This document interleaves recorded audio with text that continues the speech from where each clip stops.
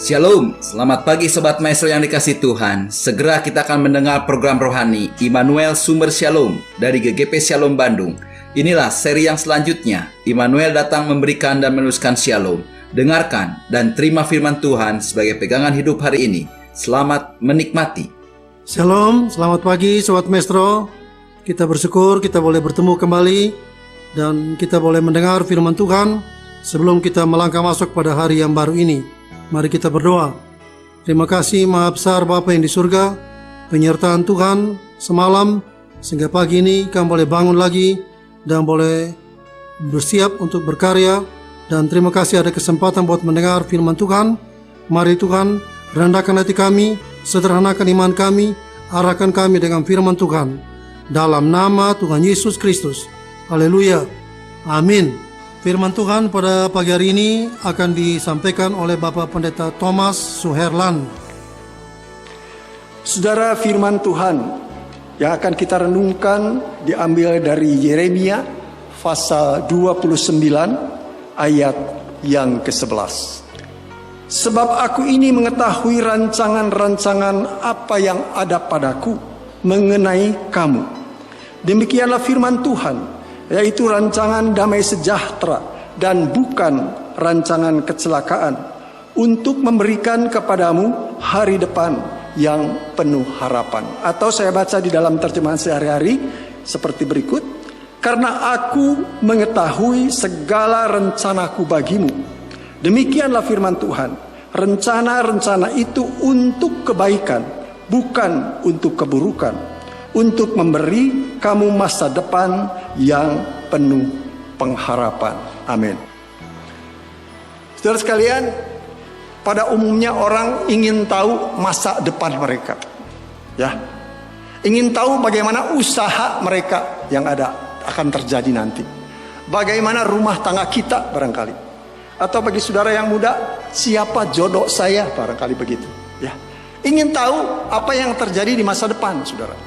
Sampai orang-orang saking penasaran melakukan apa yang tidak boleh, yaitu mencari ramalan dari bintangkah, dari kartukah. Itu tidak boleh dilakukan.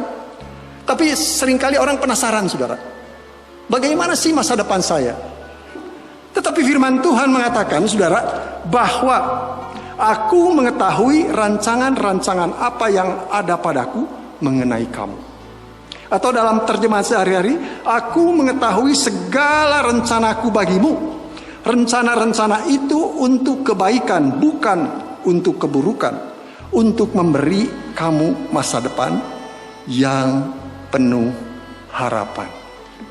Masa depan yang penuh harapan, bukan madesuk, bukan masa depan suram, saudara, tetapi masa depan yang penuh dengan harapan. Saudara tahu sejak kapan Tuhan membuat rencana dalam hidup saudara dan saya? Di sini ada berapa orang? Setiap orang Tuhan punya rencana masing-masing yang berbeda-beda. Saudara, firman Tuhan mengatakan dalam Mazmur 139 ayat 16, di dalam terjemahan sehari-hari saya bacakan, sebelum aku lahir, engkau telah melihat aku. Sebelum aku mulai bernafas, engkau telah merencanakan setiap hari hidupku. Setiap hariku tercantum dalam kitabmu. Artinya apa, saudara? Tuhan mempunyai rencana buat saudara dan saya selagi kita masih di dalam kandungan ibu kita. Sebelum kita bernafas, kata firman Tuhan, Dia sudah mempunyai rencana-rencana, dan setiap hari rencana itu tercatat di dalam kitab Tuhan. Artinya Tuhan punya rencana dalam hidup saudara dan saya. Seandainya kita berjalan di dalam rencana Tuhan, maka hidup ini tidak akan terlalu banyak begitu gelombang, saudara. Kita tidak akan terlalu banyak menghadapi penderitaan.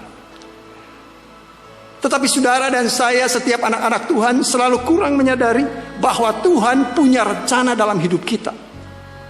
Bukan berarti saudara dan saya tidak boleh punya rencana, boleh.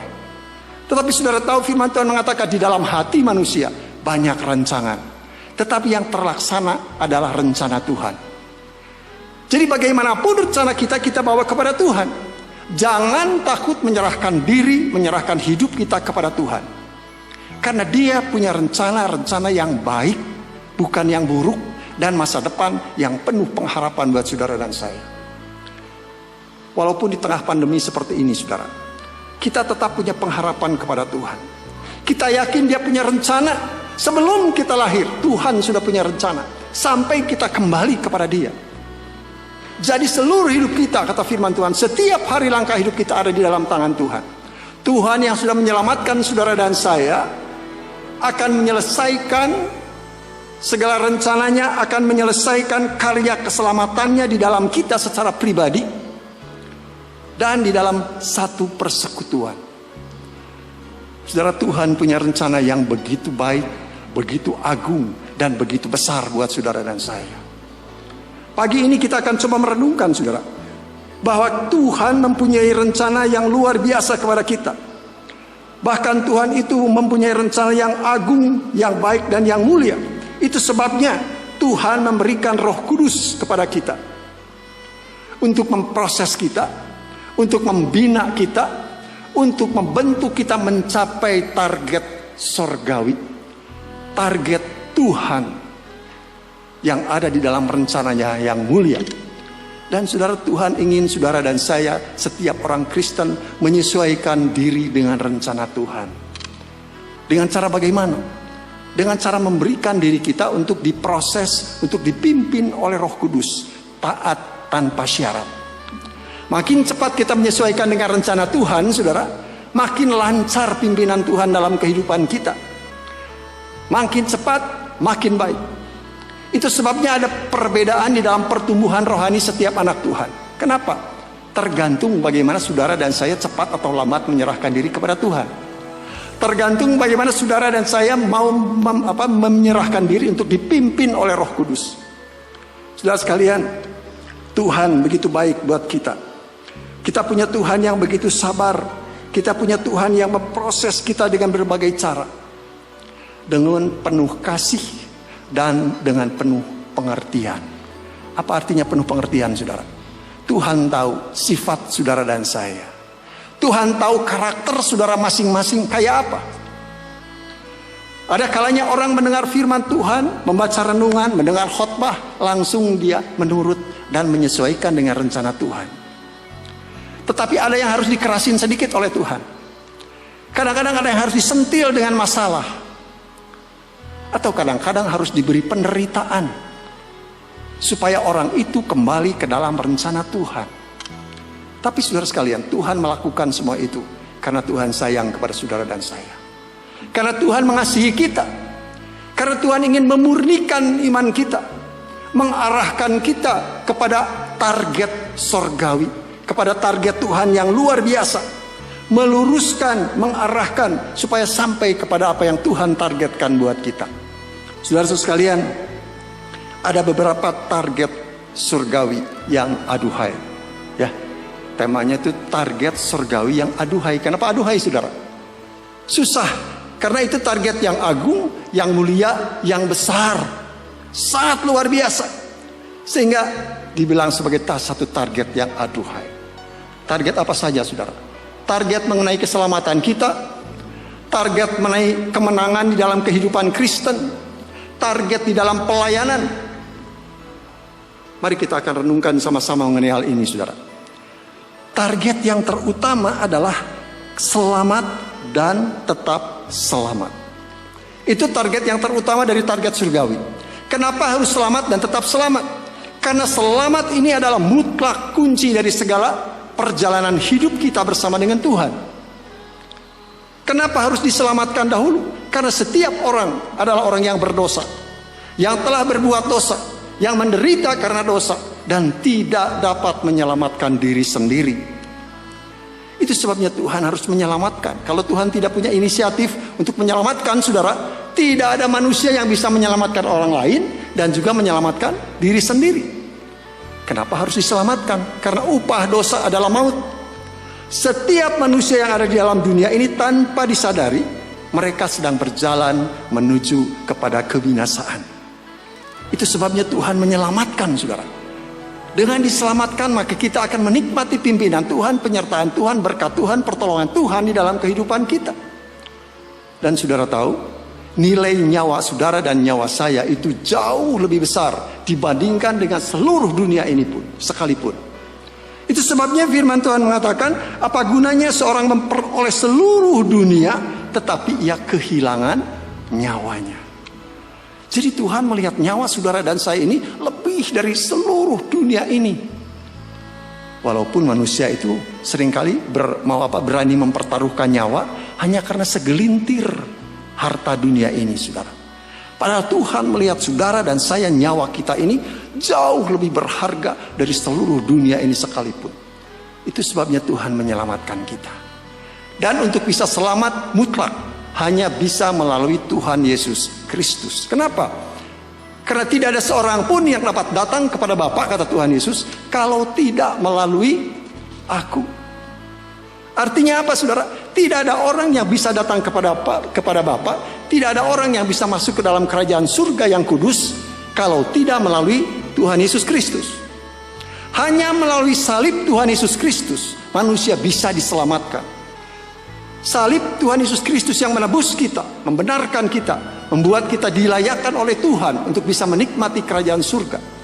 Saudara-saudara sekalian, Tuhan begitu mengasihi kepada kita.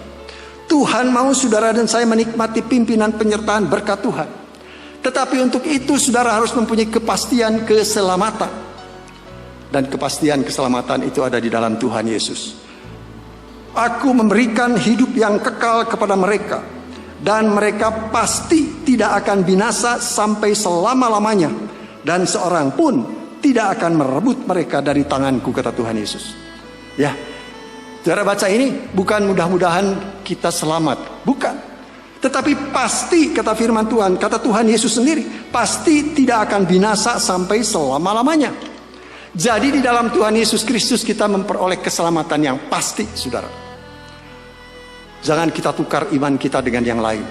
Karena keselamatan hanya ada di dalam Tuhan Yesus Kristus. Bukan saja selamat, tetapi tetap selamat. Kenapa harus pakai selamat, tetap selamat, saudara? Karena saudara dan saya diselamatkan, itu tidak langsung masuk surga. Kita masih harus tinggal di dalam dunia ini yang penuh dengan tantangan, yang penuh dengan pencobaan. Ya, apakah mungkin kita bisa tetap selamat ketika kita harus menghadapi berbagai macam tantangan di dunia ini? Tidak mungkin kita mempertahankan keselamatan dengan kekuatan kita. Tetapi Tuhan Yesus berkata, aku meneguhkan kamu. Aku yang menjaga kamu sampai kepada kesudahannya, sampai kita tidak bercacat celah pada hari Tuhan. Saudara sekalian, artinya Tuhan menjamin kita selamat dan tetap selamat di dalam Tuhan Yesus Kristus.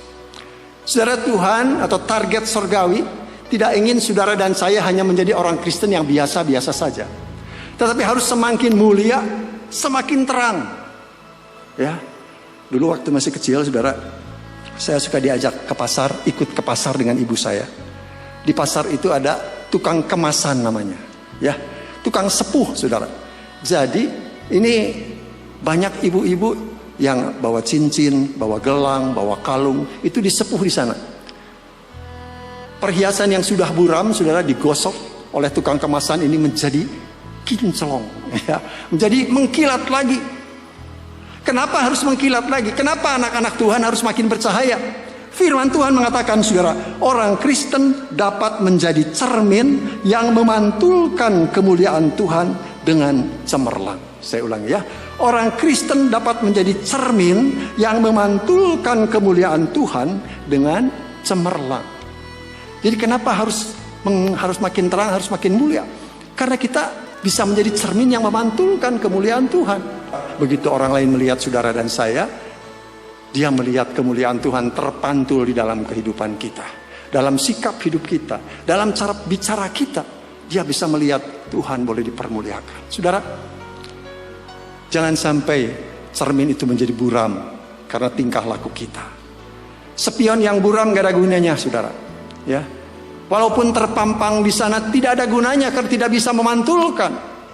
Tuhan Yesus berkata, orang tidak akan menyalakan pelita lalu diletakkan di bawah gantang, melainkan di atas kaki Dian sehingga menerangi semua orang di dalam rumah itu. Jadi kalau kita jadi pelita, harus jadi terang, bisa menerangi orang lain. Jangan sampai kelakuan kita, saudara, perbuatan kita yang tidak baik itu menjadi seperti gantang yang menghalangi terang Kristus yang ada di dalam kehidupan kita. Sehingga kita tidak bisa bercahaya. Padahal firman Tuhan mengatakan, hendaknya terangmu bercahaya di depan orang, supaya mereka melihat perbuatanmu yang baik dan memuliakan Bapakmu yang di surga. Jadi saudara tahu kenapa ada target surgawi yang mengharuskan kita selalu makin mulia, makin terang? Karena saudara dan saya harus menjadi terang. Saudara sekalian, bukan saja semakin terang dan semakin mulia, tetapi harus sama seperti Yesus Immanuel. Waduh, ini target yang sangat-sangat luar biasa. Apakah mungkin bisa menjadi sama seperti Yesus Immanuel? Saudara, menjadi sama itu artinya apa? Meneladani Yesus Immanuel, mengikuti jejak Yesus Immanuel, rendah hati seperti Yesus Immanuel. Saudara, firman Tuhan mengatakan, sekalipun walaupun dalam rupa Allah, Tuhan Yesus tidak mempertahankan kesetaraannya dengan Allah itu sebagai milik yang harus dipertahankan, saudara.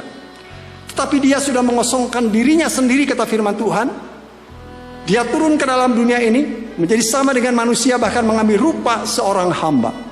Allah yang begitu mulia, begitu tinggi, begitu agung, begitu kudus, dia sudah merendahkan dirinya menjadi manusia yang diciptakannya dari debu. Bahkan mengambil rupa seorang hamba. Ini satu teladan kerendahan hati yang luar biasa, saudara. Ya. Bahkan dikatakan oleh firman Tuhan, dalam keadaan manusia, dia tetap setia. Dia taat sampai mati, bahkan mati di atas kayu salib untuk saudara dan saya. Jadi kalau Tuhan Yesus sudah memberikan teladan kerendahan yang demikian rupa, tidak ada alasan, saudara, untuk kita jadi sombong. Ya, tidak ada yang bisa disombongkan dalam hidup kita. Nafas hidup saudara dan saya di dalam tangan Tuhan. Jangan saudara pikir hari ini berhasil, saya bisa jadi luar biasa. Apakah tahu, kata firman Tuhan, kalau nanti malam Tuhan ambil kamu, buat siapa semuanya itu? Jadi nggak ada yang perlu disombongkan, saudara.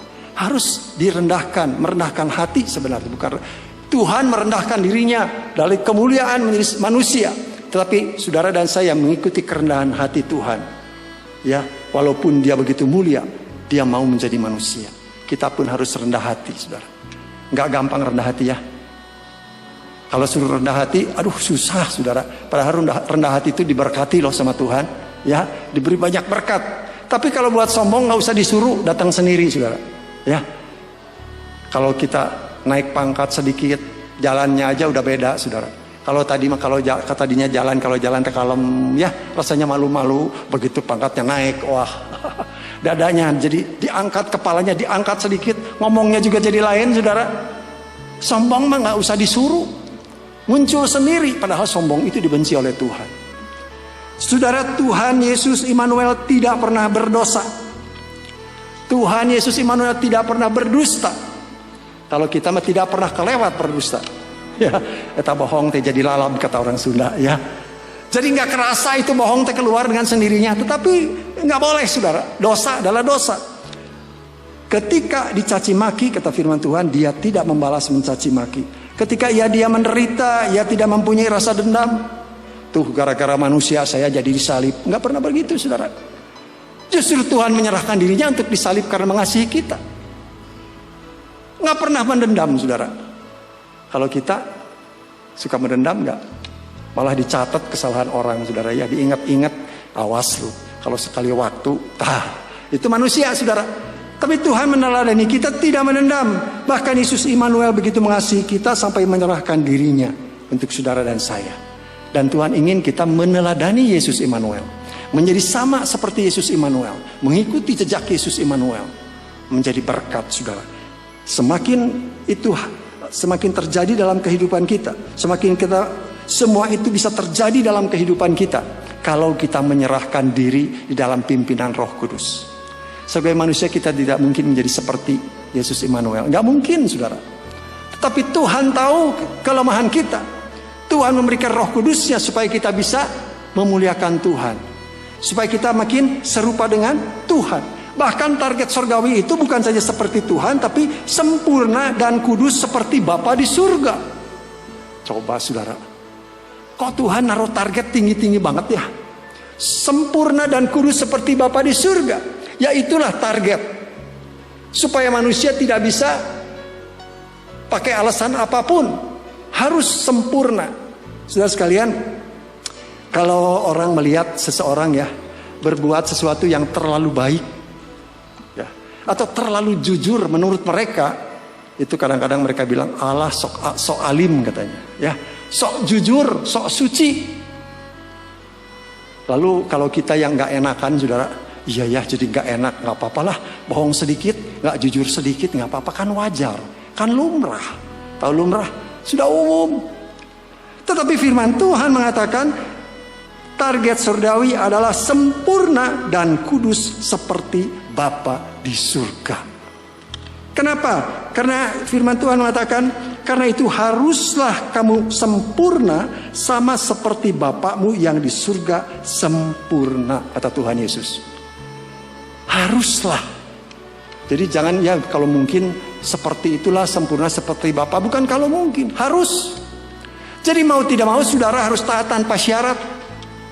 Dan itu bisa terjadi kalau kita menyerahkan diri di dalam pimpinan Roh Kudus. Kuduslah kamu sebab aku kudus, kata firman Tuhan. Jadi itu sebabnya kenapa Tuhan mau supaya kita sempurna dan kudus. Karena saudara dan saya sudah ditebus dari kehidupan kita yang sia-sia, yang penuh hawa nafsu daging dan dosa, yang membawa kita kepada kebinasaan. Dan Tuhan menebus saudara dan saya bukan dengan perak atau dengan emas, tetapi dengan darah Kristus. Darah anak domba Allah yang tidak bercacat dan bercela. Tuhan sudah mengorbankan dirinya mati di atas kayu salib, mencurahkan darahnya untuk kita. Saudara dan saya dikuduskan melalui pengorbanan Tuhan. Itu sebabnya Tuhan mau saudara dan saya kudus. Dan firman Tuhan juga mengatakan, kita adalah orang-orang yang dikasihi Allah, yang dipanggil dan dijadikan orang-orang kudus. Jadi saudara sekalian, bukan tanpa alasan kita harus sempurna dan kudus. Karena memang Tuhan sudah memproses kita, menebus kita, menguduskan kita, memanggil kita untuk dijadikan orang-orang kudus. Jadi mau tidak mau, saudara dan saya harus sempurna dan kudus. Dengan pertolongan Roh Kudus.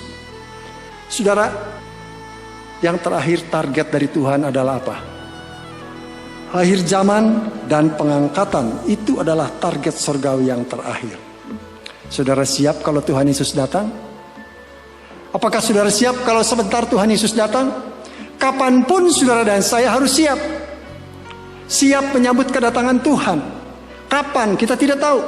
Tetapi yang pasti firman Tuhan mengatakan pada saat penghulu malaikat berseru, sangkakala Allah berbunyi, Tuhan akan turun dari surga. Dia akan turun dan orang yang mati di dalam Kristus akan dibangkitkan. Dan saudara dan saya yang masih tinggal akan diangkat bersama-sama mereka menyongsong Tuhan di angkasa. Kelihatannya begitu agung, mulia, besar, sulit. Tetapi Tuhan sudah memberikan Roh Kudusnya. Tuhan akan menolong kepada saudara dan saya. Dengan iman yang sederhana, kita akan menikmati pimpinan pertolongan Roh Kudus untuk kita bisa mencapai target surgawi yang Tuhan sediakan buat setiap orang Kristen. Tuhan Yesus memberkati. Amin. Mari kita berdoa. Terima kasih Maha Besar Bapa yang di surga. Tuhan telah berbicara, Tuhan telah berfirman. Biarlah Tuhan juga yang menyempurnakan, meneguhkan dan membenarkan setiap firman yang telah kami dengar pada pagi hari ini. Dan Tuhan sendiri juga yang memimpin kami dalam seluruh kegiatan kami pada hari ini. Tuhan memberkati semua yang telah mendengar pada pagi hari ini. Yang sakit Tuhan sembuhkan, yang lemah Tuhan kuatkan, yang ragu-ragu Tuhan mantapkan. Ada masalah-masalah dalam rumah tangga, dalam usaha dan pekerjaan, Tuhan pimpin keluar yang satu kemenangan. Tuhan memberkati juga Radio Maestro dengan segala pergumulannya, sehingga melalui radio ini nama Tuhan boleh dipermuliakan. Dalam nama Tuhan Yesus Kristus. Haleluya. Amin. Kita telah mendengarkan firman Tuhan yang berkuasa, meneguhkan, menyegarkan, bahkan memulihkan kita. Kalau saudara ingin pelayanan konsultasi lebih lanjut, saudara bisa menghubungi GGP Shalom, Jalan Semar nomor 36 Bandung, telepon 6012 604. Saudara-saudara yang belum mengambil keputusan di mana saudara akan hidup berjemaat, saudara dan keluarga bisa berbakti bersama kami pada hari Minggu jam 7, jam 9 pagi, dan setengah 5 sore. Kami mengundang dan menanti saudara sampai bertemu kembali pada waktu dan gelombang yang sama. Tuhan memberkati.